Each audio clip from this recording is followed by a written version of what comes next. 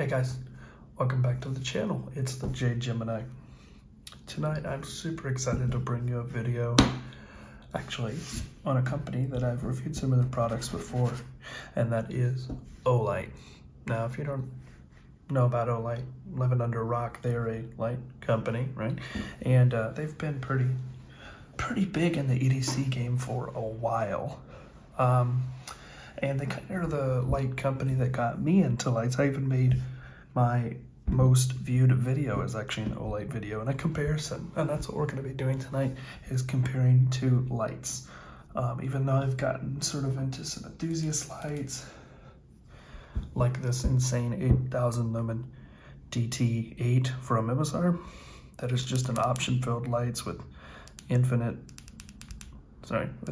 amounts of customization and crazy stuff. You know, I still keep an eye on Olight and have a sweet spot for them. So we're going to be basically doing a comparison between one of my favorite and oldest lights that I own in general, and it happens to be an Olight. This is a i3t EOS, and a light that a lot of people have been asking for a very long time, and our prayers have finally been answered. The i3t EOS Plus. We're going to do a comparison, a breakdown, a rundown between the two of them. But just like a standard review, what we're going to start out by doing is getting size comparisons on things that you probably know. So first, here's a standard 93mm Victorinox Swiss Army knife. Here's it closed and with the blade open.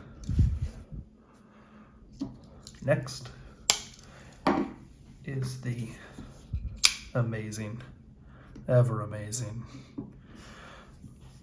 Parrot 3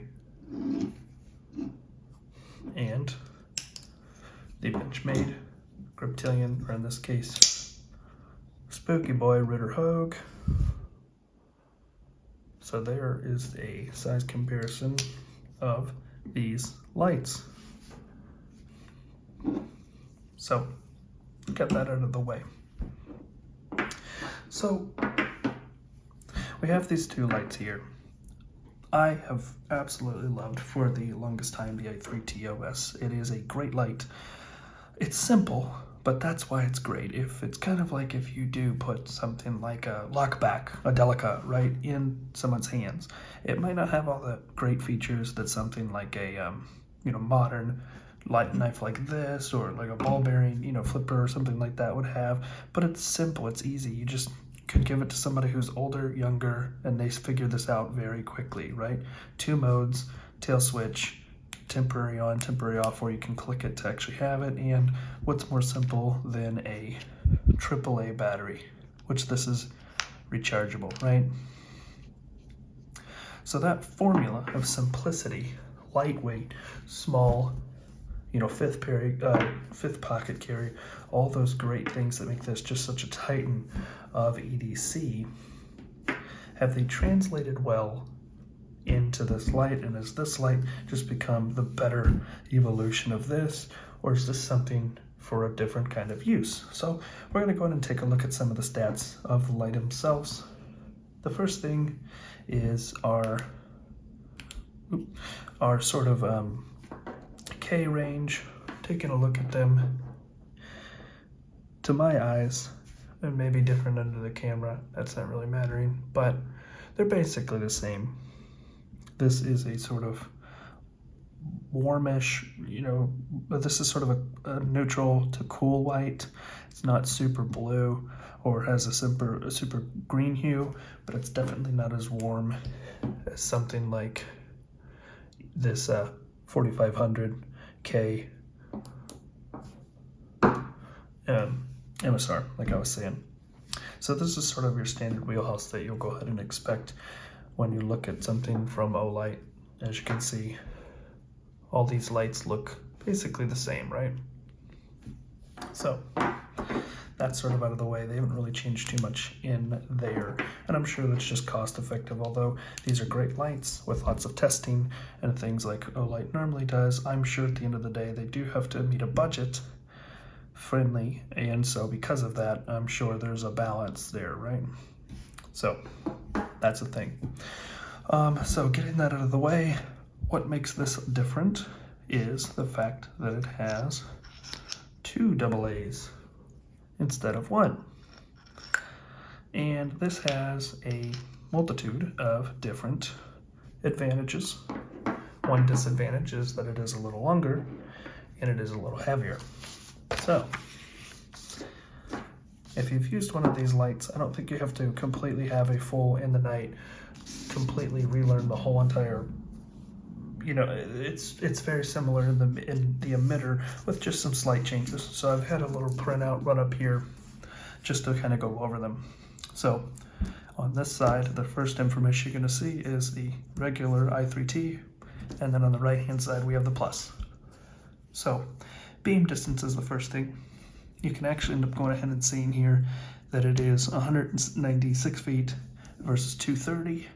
So that is a pretty considerable difference, 60 to 70 for my friends that use metric lumens. You do see that there is quite a big increase here from the 180 to 250, but we will go ahead and talk about this. One thing that's just amazing about both of these lights is the fact that, again, you just saw I had a, what is this here? Rechargeable. This is a nickel metal hydride. I think I said that right. Nickel metal hydride battery. But you can also run lithium in this. You can also run alkaline, whatever you throw at it. And that's what's so cool about this. It's just that sort of as you go, as you use it, don't even matter. You can start the day with rechargeables. If you burn out, you can go to the hardware store, get some alkalines, be good to go, right? Doesn't matter. You throw anything in it, it's good to go. So that's what's really cool about both of these lights. You can see, really cool, there is an increase in candela from 900 to 1240. Candela basically means that, basically it's kind of like the efficiency of the light at the end of the light. So whatever it's hitting, right? Lumens is kind of like the firepower right from the muzzle of the light, right from the lens, right? But then downrange, candela is actually the sort of concentration of light energy at the end of that. So you can have something with a high lumens, like this is higher lumens than this, but actually has a smaller candela, which is interesting. And that's because this has a little bit of a different lens. This is the TIR, which is very popular on like your S1 on baton, which is kind of a mixture of a hotspot, and it has a little bit of flood on the outside, while this is a little bit more concentrated, I would say. They look identical up close, but just using it, you can tell this has a little bit more of a sort of pinpoint beam to it. It's nothing that is still not able to be used for EDC, but that concentration does help with that candela, not just the higher lumen output, at least from my eyes, right?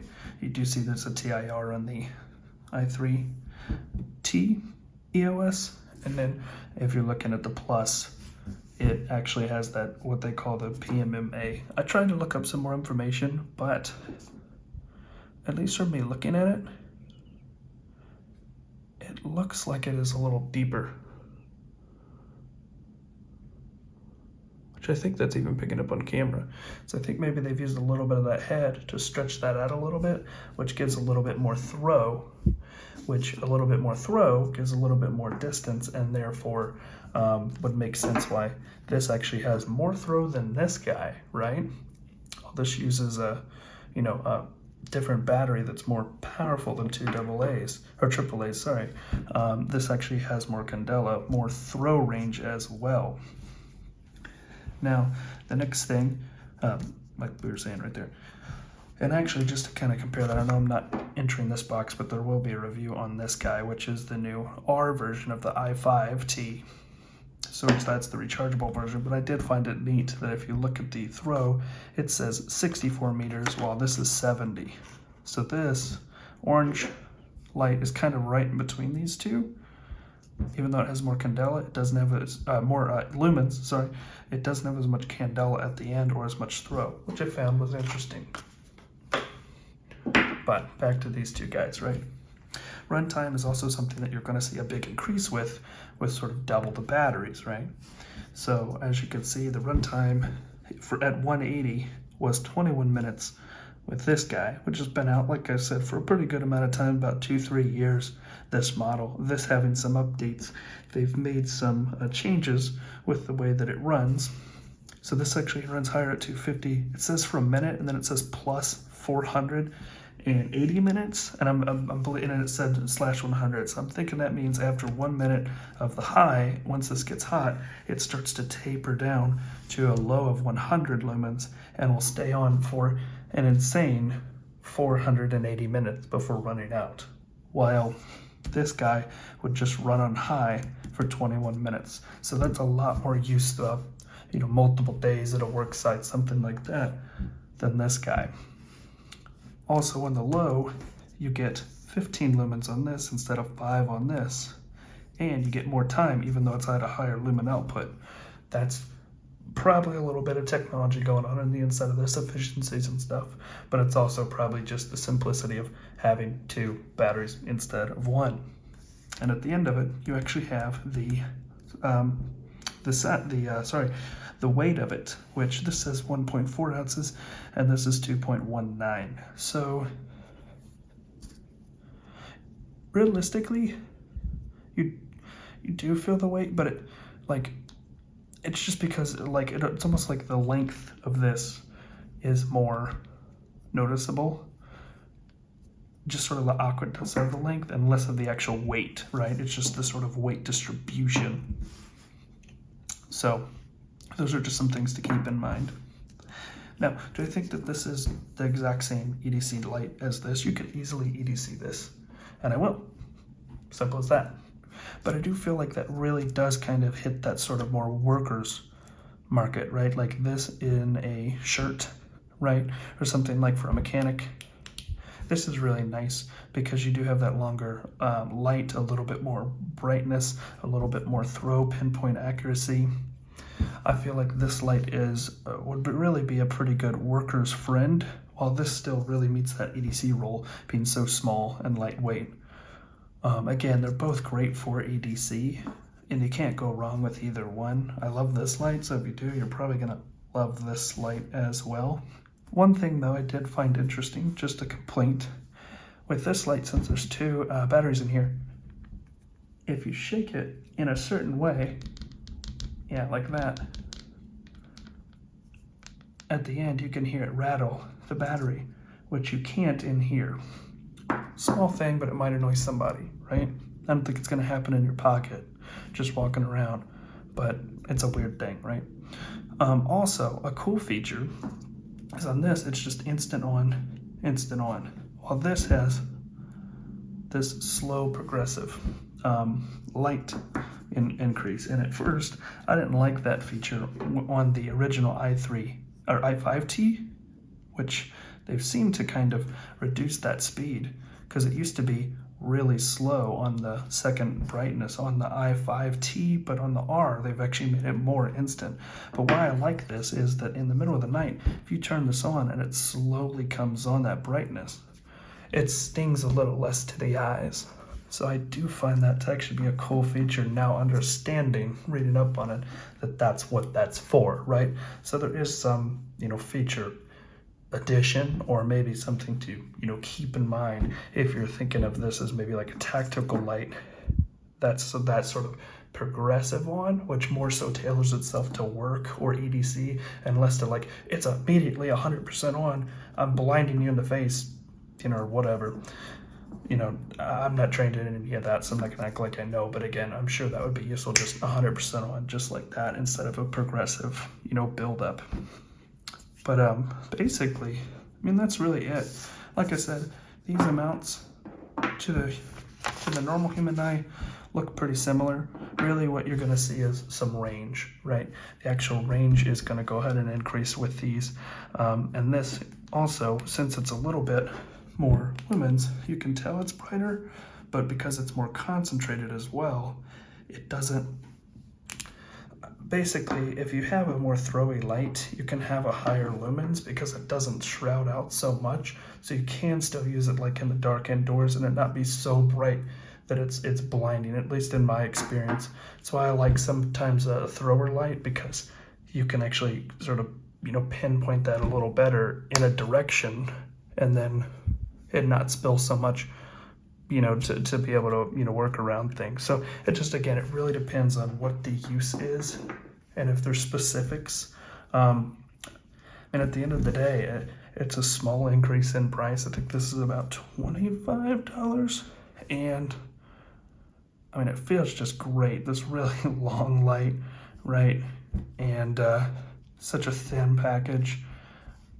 I can't wait to get to start, you know, carrying this thing a lot more. I've just got it in my pocket for, you know, a couple, you know, minutes. And like I said, I felt confident. I usually like to have some use under my belt before I bring anything, instead of just like, ooh, it's right out of the box, let me get this out immediately. But honestly, this is just feels like, you know, an old friend all grown up. So I felt it was proper enough to, you know, bring this review and have some, you know, knowledge to speak about it. And with my sort of, you know, getting different lights and understanding how, you know, emitters and reflectors and different things like that work, bring you at least somewhat of a comprehensive review. Again, I'm not shedding this in light testers. I'm not going outside on this, but I just wanted to bring you this because I'm pretty excited. So, of course, basically that's it. That's sort of the comparisons of the stats, my thoughts of it overall. Of course, if you liked this video, please give it a like. And if you like this sort of content, EDC content, there's so much more to come, so please subscribe, as I'm still trying to hit my goal of 1,000 before the end of the year. We're coming up close to it. We're doing pretty good, so I'd appreciate. Also, if you have any comments, I'd love to go ahead and chat with you guys down below. Of course, most importantly, I appreciate you clicking on this video, as there is so many amazing content creators you could be watching right now. Of course, I hope everybody has a great start to their weekend. Stay safe for the holidays. Peace.